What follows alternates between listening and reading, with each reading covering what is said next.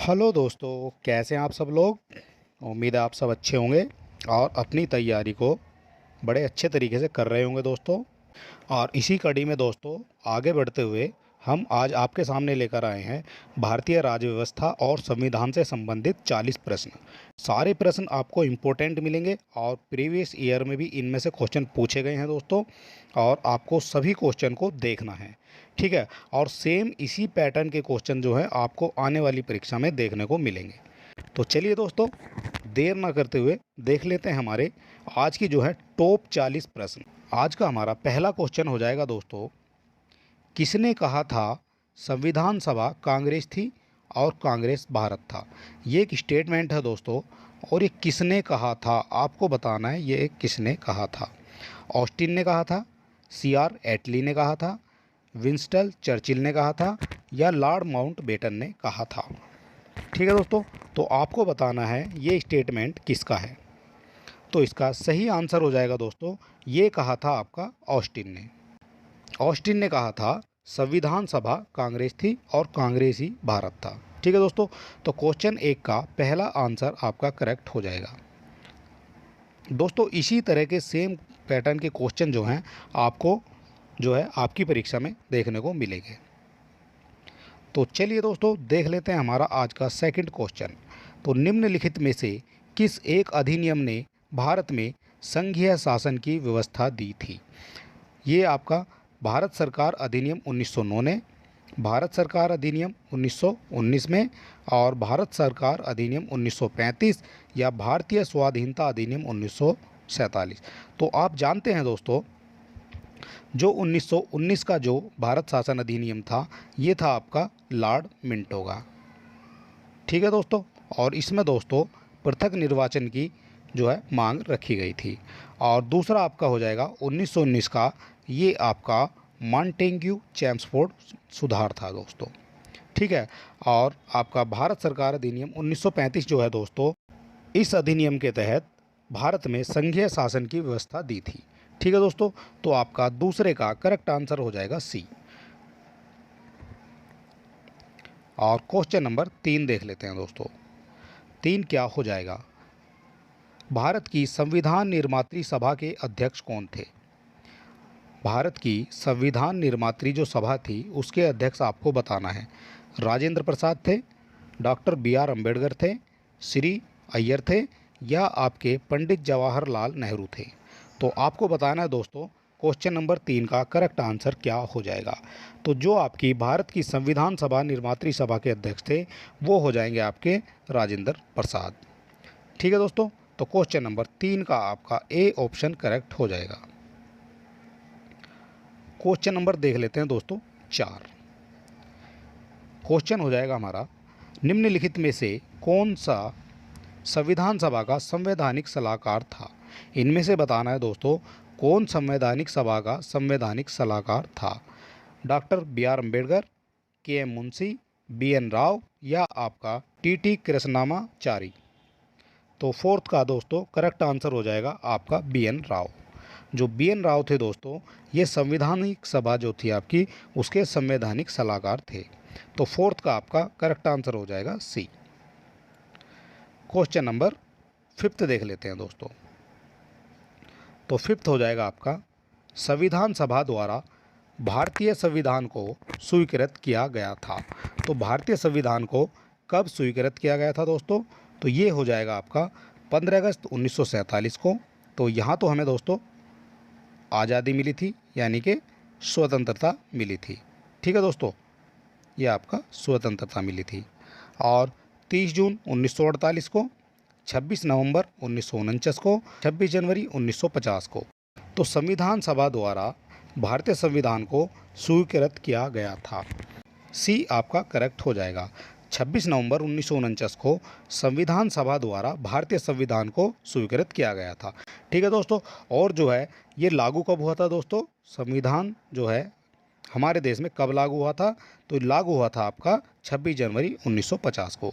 तो आपका पाँचवें का करेक्ट आंसर हो जाएगा दोस्तों सी। 26 नवंबर 1949 को भारतीय संविधान को स्वीकृत किया गया था। क्वेश्चन नंबर 6 देख लेते हैं दोस्तों। और ये क्वेश्चन दोस्तों आर की परीक्षा में 2014 में पूछा गया है। क्वेश्चन नंबर 6, भारतीय संविधान सभा की प्रारूप समिति के अध्यक्ष कौन थे? राजेंद्र प्रसाद थे, जवाहरलाल नेहरू थे, बी आर अम्बेडकर थे या पुरुषोत्तम दास टंडन थे? तो भारतीय संविधान सभा की प्रारूप समिति के अध्यक्ष थे दोस्तों। क्वेश्चन नंबर 6 का आपका करेक्ट आंसर हो जाएगा सी। जो डॉक्टर बी आर अम्बेडकर थे दोस्तों, ये आपके भारतीय संविधान सभा की प्रारूप समिति के अध्यक्ष थे। ठीक है, तो 6 का आपका करेक्ट आंसर हो जाएगा सी। क्वेश्चन नंबर 7 देख लेते हैं। भारतीय संविधान में मौलिक कर्तव्यों का विचार लिया गया है। तो मौलिक कर्तव्यों का जो विचार है दोस्तों, ये कहाँ से लिया गया है? अमेरिकन संविधान से, ब्रिटिश संविधान से, रूस से या आपका फ्रांस के संविधान से? तो क्वेश्चन नंबर 7 का आपका करेक्ट आंसर हो जाएगा दोस्तों, जो भारतीय संविधान में मौलिक कर्तव्यों को लिया गया दोस्तों, ये लिया गया आपका रूस से। तो क्वेश्चन नंबर 7 का आपका करेक्ट आंसर हो जाएगा सी। ठीक है दोस्तों, क्वेश्चन नंबर देख लेते हैं आपके। क्वेश्चन नंबर 8 देख लेते हैं, और ये भी क्वेश्चन दोस्तों आर की परीक्षा में पूछा गया है। क्वेश्चन नंबर 8, भारतीय संविधान में सन्निहित मूल अधिकारों की अवधारणा किस देश के संविधान से ग्रहण की गई है?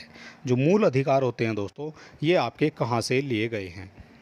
तो क्वेश्चन नंबर 8 का आपका करेक्ट आंसर हो जाएगा दोस्तों, ये लिए गए हैं आपके संयुक्त राज्य अमेरिका से। ठीक है दोस्तों, तो 8 का आपका करेक्ट आंसर हो जाएगा सी। जो भारतीय संविधान में सन्निहित जो मूल अधिकार हैं दोस्तों, ये आपके संयुक्त राज्य अमेरिका से लिए गए हैं। और क्वेश्चन नंबर देख लेते हैं दोस्तों 9। भारतीय संविधान में मूल अधिकारों का विचार लिया गया है। जो मूल अधिकारों का विचार है दोस्तों, ये कहाँ से लिया गया है? ब्रिटेन के संविधान से, आयरलैंड के संविधान से, कनाडा के संविधान से या आपका अमेरिका के संविधान से? दोस्तों एक क्वेश्चन को एग्जामिनर जो है कई तरह से आपसे पूछ सकता है। तो क्वेश्चन नंबर 9 का आपका करेक्ट आंसर हो जाएगा दोस्तों, ये लिया गया है आपका अमेरिका के संविधान से। भारतीय संविधान में मूल अधिकारों का विचार जो है अमेरिका के संविधान से लिया गया है। क्वेश्चन नंबर 9 का आपका डी करेक्ट हो जाएगा। और क्वेश्चन नंबर 10 देख लेते हैं। क्वेश्चन नंबर 10 हो जाएगा आपका, भारतीय संविधान में आरंभ में कितने अनुच्छेद थे? तो आरंभ की बात की गई है दोस्तों, 420 अनुच्छेद थे, 380 थे, 395 थे या आपके 270 थे? तो ये भी क्वेश्चन दोस्तों आपसे पूछा गया है यूपी, यूडीए और एलडीए की परीक्षा में। ठीक है दोस्तों, तो इस तरह के क्वेश्चन जो हैं आपसे पूछे जाते हैं। तो क्वेश्चन नंबर 10 का आपका करेक्ट आंसर हो जाएगा दोस्तों सी। 395 अनुच्छेद जो हैं भारतीय संविधान में आरंभ में 395 अनुच्छेद थे। और क्वेश्चन नंबर 11 देख लेते हैं। क्वेश्चन नंबर 11 हो जाएगा आपका, नागरिकता से संबंधित प्रावधान संविधान के किस भाग में है?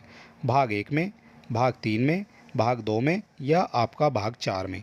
तो नागरिकता की बात हो रही है दोस्तों, तो नागरिकता से जो संबंधित प्रावधान है वो संविधान के भाग 2 में सम्मिलित हैं।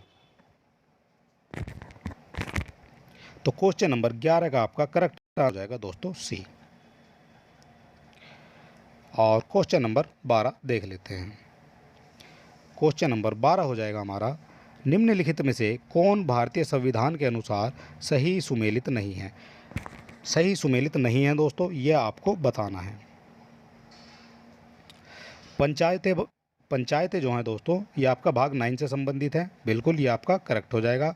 नगर पालिकाएँ आपकी भाग 9 कैसे संबंधित है, ये भी आपका करेक्ट हो जाएगा। और दोस्तों ये इसी तरह से आपसे इस बार भी पूछे जाने की संभावना है, क्योंकि ये हर बार जो है परीक्षा में पूछा जाता है। ठीक है दोस्तों, और यहाँ आप देख सकते हैं आर की जो प्री की परीक्षा हुई थी, जो री एग्ज़ाम हुआ था 2016 में, ये क्वेश्चन उसमें पूछा भी गया है। ठीक है दोस्तों, तो इस चीज़ को भी आपको ध्यान में रखना है। और सहकारी समितियां जो है ये आपकी भाग 9 के ख में हो जाएंगी, बिल्कुल दोस्तों ये भी आपका करेक्ट हो जाएगा। और अधिकरण जो है ये भाग 10 में है, और भाग 10 में अधिकरण नहीं है दोस्तों, भाग 10 में आपका दल बदल संबंधित कानून है। दल बदल संबंधित कानून जो है भाग 10 में।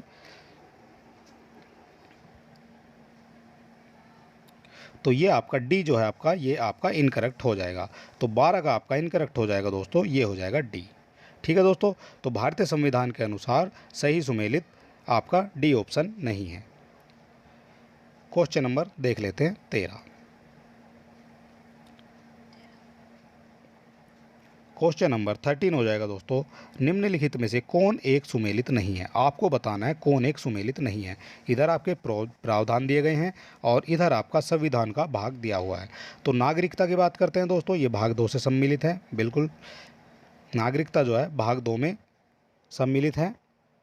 और संघ राज्य क्षेत्र जो है ये आपका में दोस्तों, ये भाग 7 में नहीं है दोस्तों, ये आपका गलत हो जाएगा।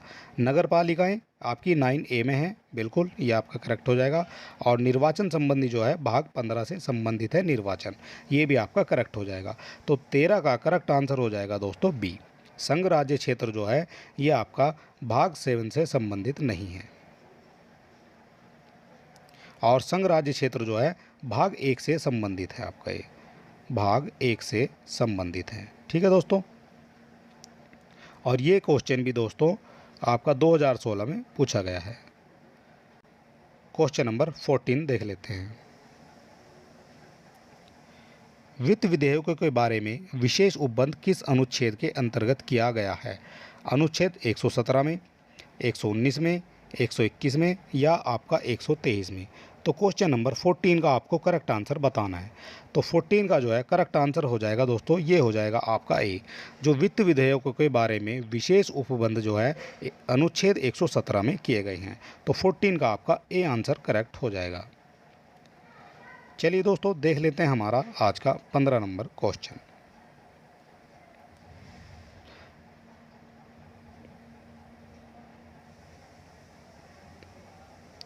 क्वेश्चन नंबर 15 हो जाएगा दोस्तों हमारा, सूची 1 को सूची 2 से सुमेलित कीजिए और सूचियों के नीचे दी गई कूट की सहायता से सही उत्तर का चयन कीजिए। तो सूची 1 आपको दे रखी है और सूची 2 आपको दे रखी है। तो संविधान का भाग 15 जो है दोस्तों ये किससे संबंधित है। तो संविधान का जो भाग 15 है दोस्तों ये आपका निर्वाचन से संबंधित हो जाएगा। ठीक है दोस्तों, तो आपका ए का 4 आपको देखना है। तो ए का 4 जो है दोस्तों आपका केवल बी में दिया हुआ है। ठीक है, और बाकी भी देख लेते हैं। तो संविधान का जो भाग है वो आपका 16 किससे संबंधित है। तो संविधान का जो भाग 16 है दोस्तों ये आपका संबंधित है कुछ विशेष वर्गों से संबंधित जो है विशेष उपबंध होते हैं, उससे आपका भाग 16 संबंधित हो जाएगा। भाग 17 देख लेते हैं दोस्तों। तो भाग 17 संबंधित है दोस्तों। भाग 17 किससे संबंधित है। भाग 17 संबंधित है दोस्तों, ये हो जाएगा आपका राजभाषा से संबंधित। ठीक है दोस्तों, और भाग 18 की बात करते हैं तो भाग 18 जो है ये आपका विशेष उपबंध हो जाएगा। तो आपका 15 का सही आंसर हो जाएगा आपका बी। और ये भी दोस्तों यूपी आरओ की परीक्षा में पूछा गया है और ये 2013 का क्वेश्चन है दोस्तों। और इसी तरह के जो है क्वेश्चन आपको इस बार भी देखने को परीक्षा में मिल जाएंगे। क्वेश्चन नंबर 16 है दोस्तों, सूची 1 को सूची 2 के साथ सुमेलित करना है और सही उत्तर का चयन आपको करना है। तो 7वीं अनुसूची की बात की है दोस्तों। तो 7वीं अनुसूची जो है किससे संबंधित हो जाएगी। तो 7वीं अनुसूची जो है दोस्तों 7वीं अनुसूची संबंधित है आपकी समवर्ती सूची से समवर्ती और से ही आपका 7वीं हो जाएगा। इस तरह से आप इसको याद रख सकते हैं। ठीक है दोस्तों, 8वीं अनुसूची की बात करते हैं तो 8वीं अनुसूची आपकी हो जाएगी जो है भाषाओं से संबंधित। और 9वीं अनुसूची की बात करते हैं, जो 9वीं अनुसूची है दोस्तों ये आपकी हो जाएगी कुछ अधिनियमों का विधि मान्यकरण द्वारा। ठीक है, कुछ अधिनियमों का विधि मान्यकरण हो जाएगा 9वीं अनुसूची। तो ये हो जाएगा आपका समवर्ती सूची में। तो 17 का करेक्ट आंसर हो जाएगा आपका सी। भारतीय संविधान की उद्देशिका में संशोधन किया गया था 17वें संशोधन द्वारा, 24वें संशोधन द्वारा या 42वें संशोधन द्वारा और 44वें संशोधन द्वारा। तो आपको 18 का करेक्ट आंसर आपका बताना है। तो 18 का आपका करेक्ट आंसर हो जाएगा दोस्तों, ये किया गया था आपका 42वें संशोधन द्वारा। भारतीय संविधान की उद्देशिका में संशोधन किया गया था आपका 42वें संविधान संशोधन द्वारा। आपका 18 का करेक्ट आंसर हो जाएगा, ये हो जाएगा सी। क्वेश्चन नंबर 19 देख लेते हैं दोस्तों। समाजवादी शब्द उद्देशिका में जोड़ा गया है।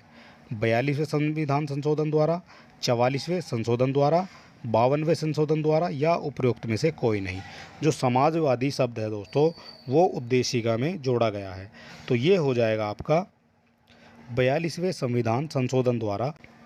और आपके जो हैं 42वें संविधान संशोधन द्वारा 3 शब्द जोड़े गए हैं। तो 3 शब्द कौन कौन से हैं दोस्तों? एक तो हो जाएगा आपका समाजवादी, समाजवादी जोड़ा गया है दोस्तों। दूसरा हो जाएगा आपका धर्म, ये हो जाएगा आपका धर्म निरपेक्ष। और तीसरा शब्द जोड़ा गया है दोस्तों अखंडता।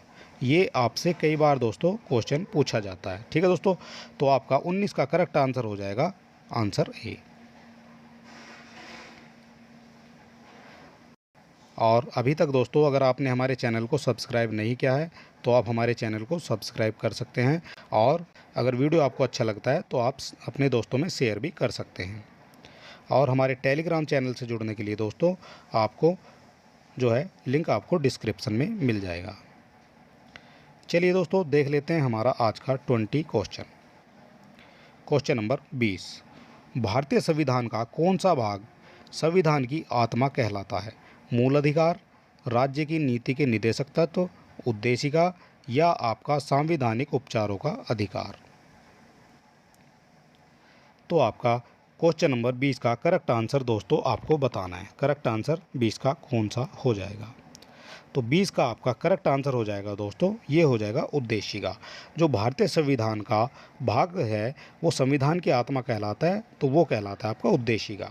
ठीक है दोस्तों, तो 20 का आपका करेक्ट आंसर हो जाएगा सी। और 21 नंबर क्वेश्चन देख लेते हैं दोस्तों। भारतीय संविधान की प्रस्तावना में जिन आदर्शों एवं उद्देश्यों की रूपरेखा दी गई है उनकी व्याख्या की गई है। मूल अधिकारों के अध्याय में, राज्य के नीति निदेशक सिद्धांतों के अध्याय में, मूल अधिकारों, राज्य के नीति निदेशक सिद्धांतों एवं मौलिक कर्तव्यों के अध्याय में, और संविधान के पाठ में कहीं नहीं। तो आपको 21 का दोस्तों करेक्ट आंसर बताना है। तो आपका 21 का जो करेक्ट आंसर हो जाएगा दोस्तों वो हो जाएगा आपका सी। जो भारतीय संविधान की प्रस्तावना में जिन आदर्शों एवं उद्देश्यों की रूपरेखा दी गई है वो दी गई है मूल अधिकारों और राज्य के नीति निदेशक सिद्धांतों एवं मौलिक कर्तव्यों के अध्याय में। तो आपका 21 का करेक्ट आंसर हो जाएगा आपका सी। क्वेश्चन नंबर 22 देख लेते हैं। क्वेश्चन नंबर 22 है दोस्तों, भारत में राजनीतिक सत्ता का प्रमुख स्रोत कौन सा है? राजनीतिक सत्ता का प्रमुख स्रोत आपको बताना है। जनता हो जाएगी, संविधान हो जाएगा, संसद हो जाएगा या आपका राष्ट्रपति हो जाएगा। तो 22 का आपको करेक्ट आंसर बताना है।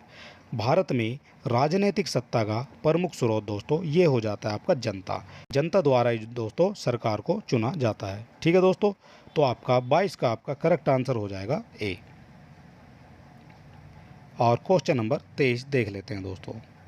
तो 23 हो जाएगा आपका, गणतंत्रीय अवधारणा से संबंधित निम्नांकित में से कौन एक सही नहीं है? तो आपको बताना है दोस्तों कौन एक नहीं इनमें से है। तो एक राज्य जिसमें जनता सर्वोच्च हो, सर्वोच्च शक्ति निर्वाचित प्रधान में निहित हो, और सर्वोच्च शक्ति एक राजा के समान व्यक्ति में निहित हो, और एक ऐसी सरकार जो जनता द्वारा निर्वाचित प्रतिनिधियों की हो। तो गणतंत्रीय अवधारणा से संबंधित निम्नांकित में से कौन सा एक नहीं है? आपको बताना है दोस्तों कौन सा एक नहीं है। तो क्वेश्चन नंबर 23 का आपका करेक्ट आंसर हो जाएगा दोस्तों, ये हो जाएगा आपका सी।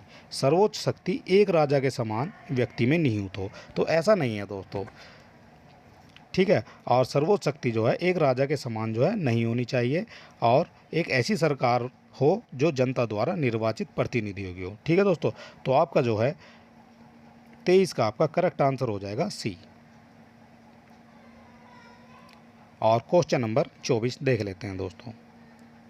क्वेश्चन नंबर 24 है आपका, निम्न राज्यों के निर्माण का सही आरोही क्रम क्या है?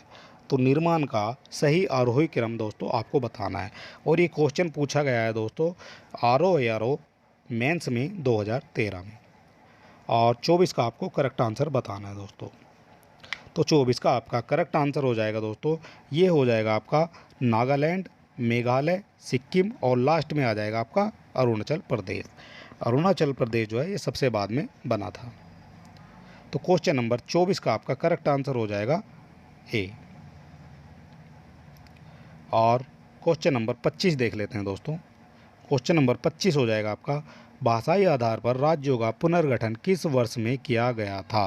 तो भाषाई आधार पर बताना है दोस्तों किस वर्ष में आपका जो है पुनर्गठन किया गया था।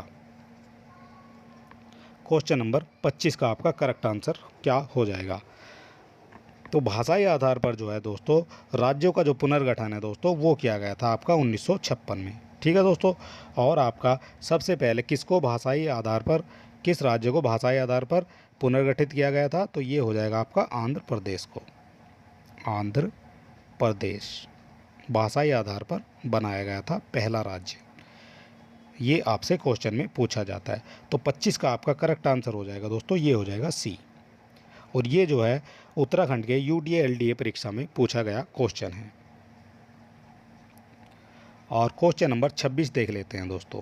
और इसी तरह के क्वेश्चन जो हैं परीक्षा में आने की दोस्तों पूरी संभावना है। भाषाई आधार पर भारत में सर्वप्रथम किस राज्य का गठन निर्माण किया गया था। पश्चिमी बंगाल का, पंजाब का, तमिलनाडु का या आपका आंध्र प्रदेश का। तो भाषाई आधार पर बनने वाला जो सर्वप्रथम राज्य था दोस्तों वो हो जाएगा आपका आंध्र प्रदेश। तो 26 का आपका जो करेक्ट आंसर हो जाएगा दोस्तों वो हो जाएगा डी। आंध्र प्रदेश जो है दोस्तों ये आपका भाषाई आधार पर बनने वाला सबसे पहला राज्य था। चलिए दोस्तों क्वेश्चन नंबर देख लेते हैं आपका 27। तो 27 है दोस्तों, लोकसभा में केंद्र शासित प्रदेशों के लिए कितनी सीटें आरक्षित हैं। 20 सीटें, 25 सीटें, 30 सीटें या कोई सीट आरक्षित नहीं है। तो लोकसभा में केंद्र शासित प्रदेशों के लिए दोस्तों ये आपकी 20 सीटें आरक्षित हो जाएंगी। तो क्वेश्चन नंबर 27 का आपका ए आंसर जो है करेक्ट हो जाएगा। लोकसभा में केंद्र शासित प्रदेशों के लिए 20 सीटें जो है आरक्षित हैं। ठीक है दोस्तों। और ये भी क्वेश्चन दोस्तों आपका यूडीएलडी की परीक्षा में पूछा गया है। और क्वेश्चन नंबर 28 देख लेते हैं दोस्तों।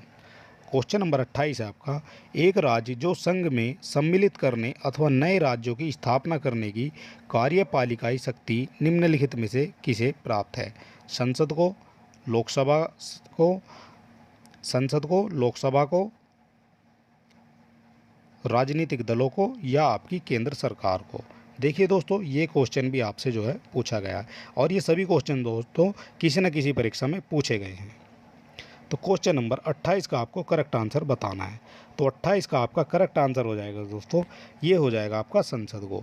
तो जो एक राज्य को संघ में सम्मिलित करने, एक जो राज्य होता है उसको संघ में सम्मिलित करने और नए राज्यों की स्थापना करने की जो कार्यपालिका शक्ति है दोस्तों वो आपकी संसद को उसका अधिकार है, वो अपने हिसाब से उसको बना सकता है और एक राज्य को संघ में सम्मिलित कर सकता है। तो क्वेश्चन नंबर 28 का आपका करेक्ट आंसर हो जाएगा ए।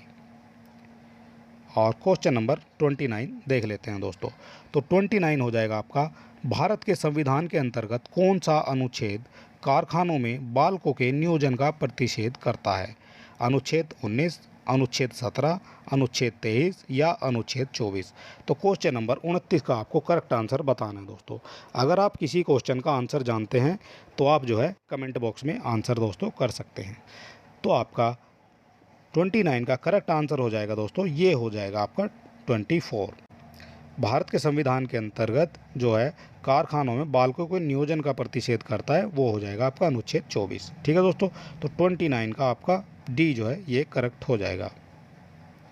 और क्वेश्चन नंबर 30 देख लेते हैं।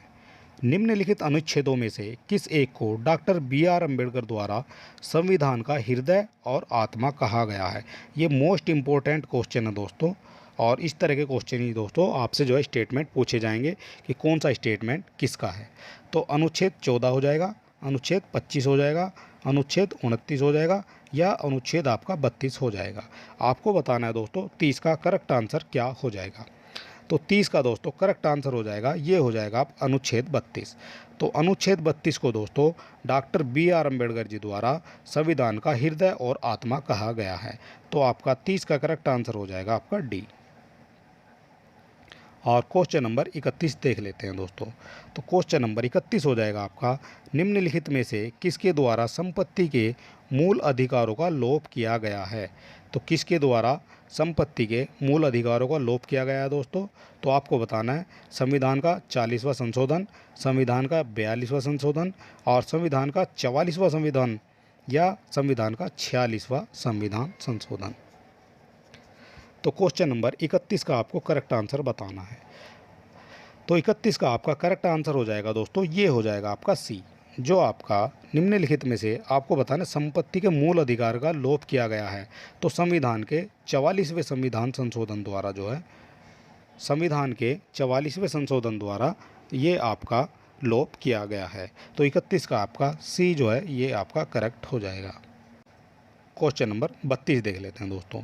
संविधान का छुआछूत उन्मूलन से संबंधित अनुच्छेद है।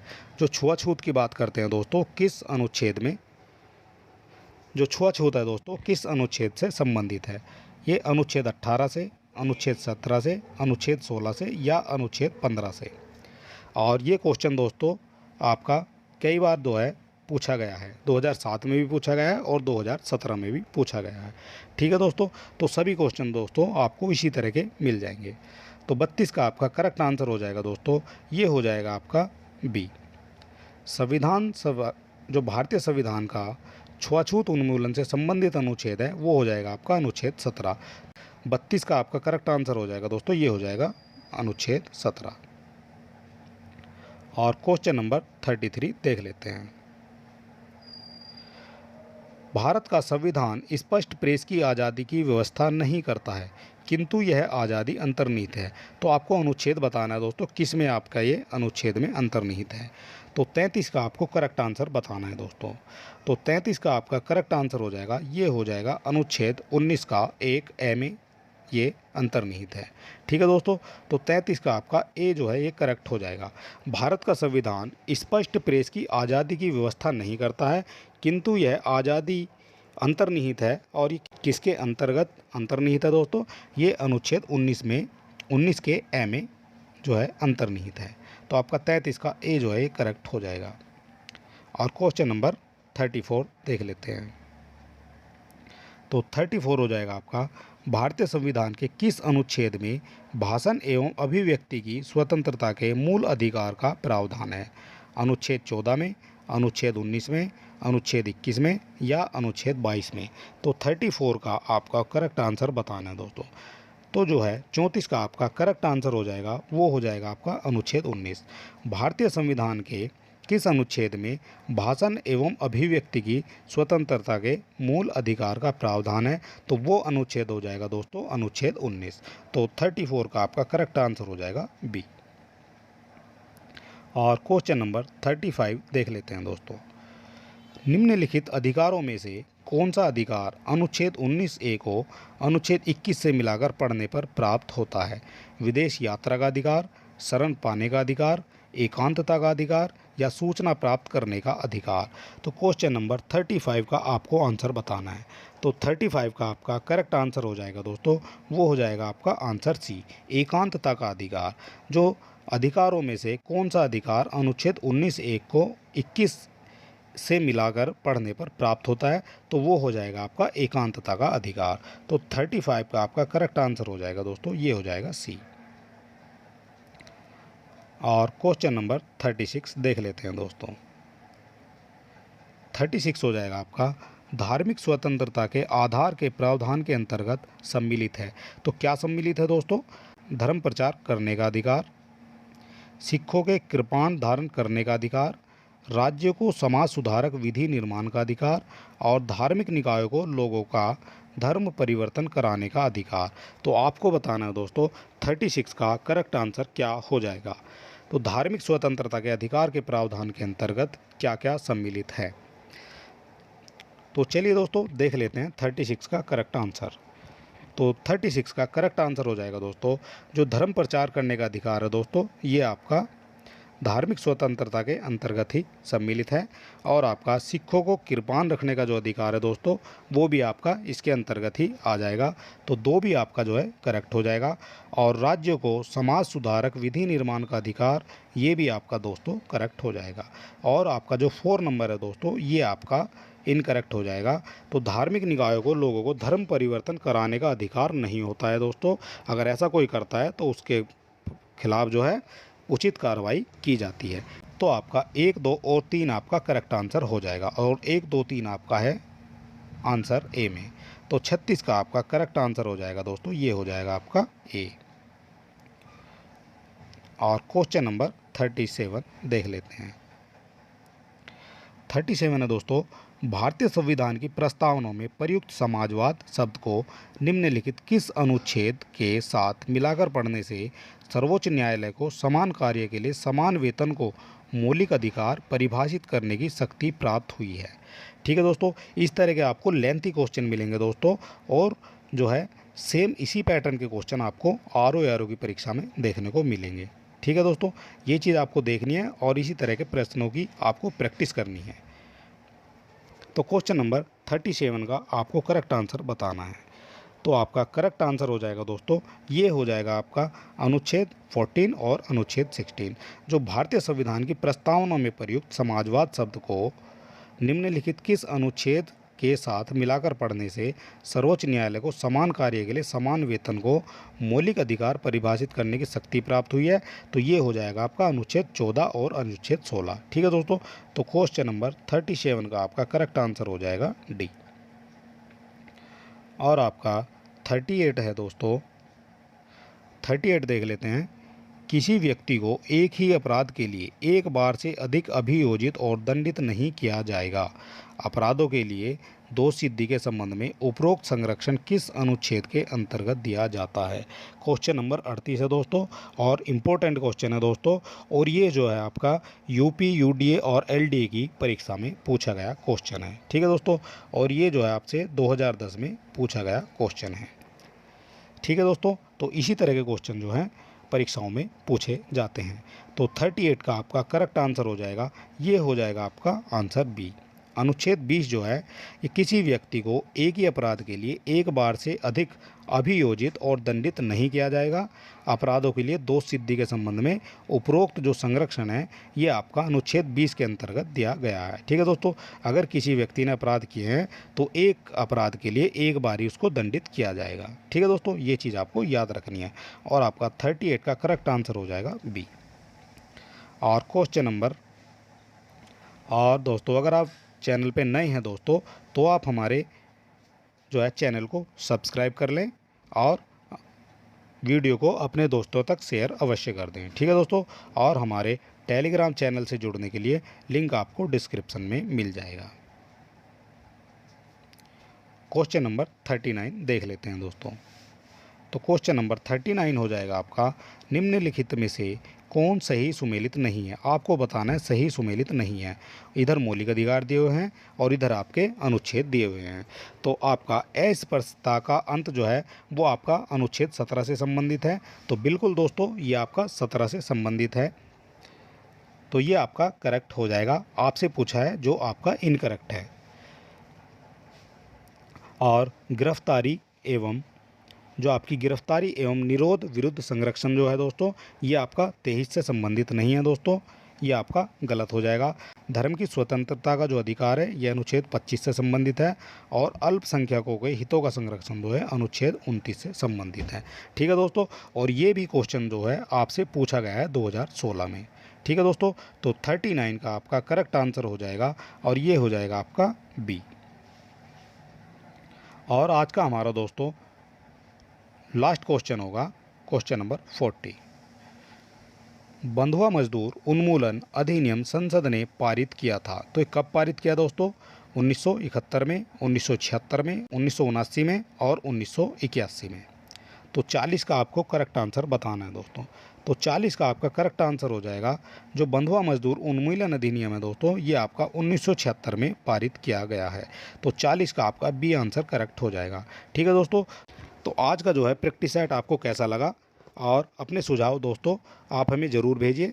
और हमें इंतज़ार रहेगा दोस्तों आपके सुझावों का। तो चलिए दोस्तों, मिलते हैं नेक्स्ट वीडियो में।